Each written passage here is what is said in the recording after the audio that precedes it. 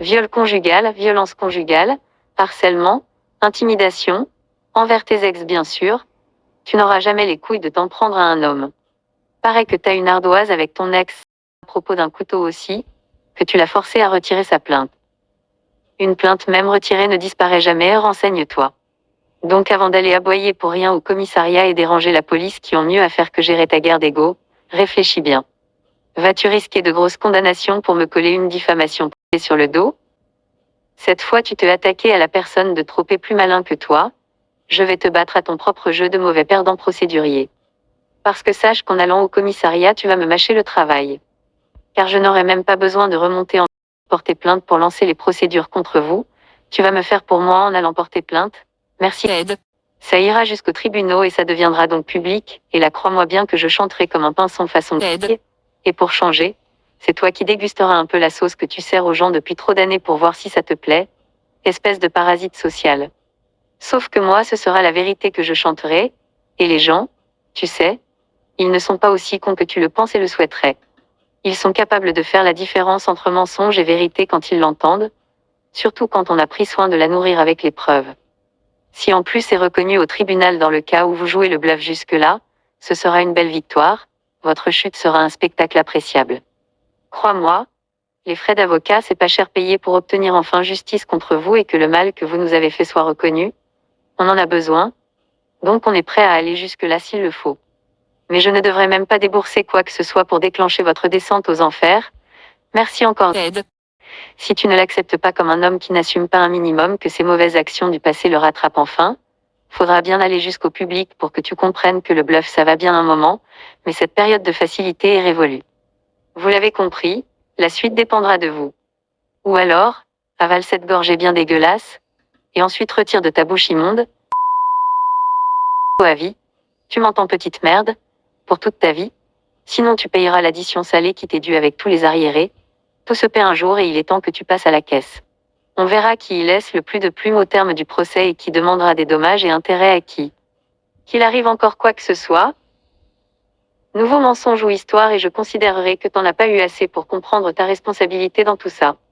Je sais que tu ne le reconnaîtras jamais auprès des gens, tu es bien trop lâche pour ça. Mais au moins ferme ta gueule et assume intérieurement et en silence à partir de maintenant. Dans ce cas, on s'ignorera chacun de notre côté comme en Espagne. Sinon on entamera donc les procédures et on ira plus loin pour que tu comprennes. Tous me disent que tu es trop mauvais perdant pour assumer, mais peu importe, je gagnerai dans les deux cas. Si tu assumes intérieurement en silence, victoire satisfaisante pour moi puisque la vérité est rééquilibrée. En revanche si tu bluffes et mens encore, tu me donnes l'occasion de prendre la police en témoin en plus des autres, et leur exposer toutes les preuves et témoins en ma possession, et donc d'encore plus vous ridiculiser en public, vous vous sentirez tellement sale une fois mis à nu au grand jour. Et là, victoire plus que satisfaisante pour moi. À toi de voir, petite punition, ou tu vas oser de risquer la grosse. Réfléchis bien mon tout petit. C'est comme au blackjack, il faut choisir soigneusement le moment où il est préférable d'arrêter de bluffer et se coucher. Sinon après c'est trop tard, on perd tout. Choisis ta route. Moi les deux scénarios me vont, mais crois-moi, ton 21, il est proche. Comment est-ce que tu n'as pas honte de toi? Comment peux-tu faire tout ça sans que ta conscience ne t'empêche de dormir? Ne penses-tu jamais à ton père? Tu ne te demandes jamais s'il n'est pas spectateur de tes actions à vomir?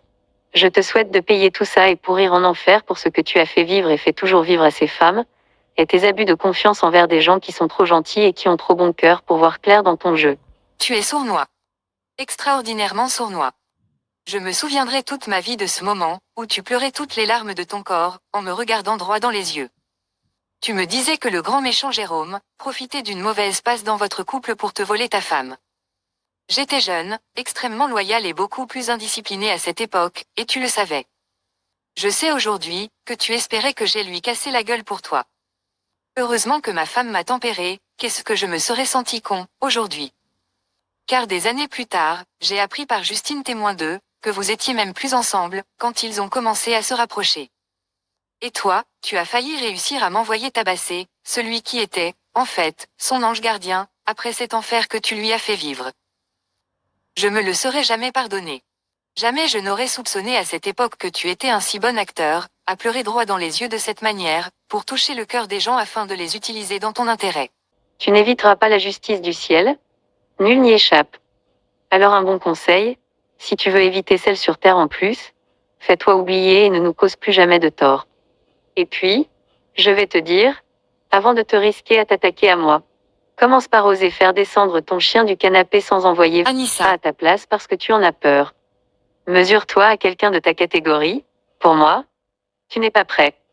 Ce sera mon dernier conseil.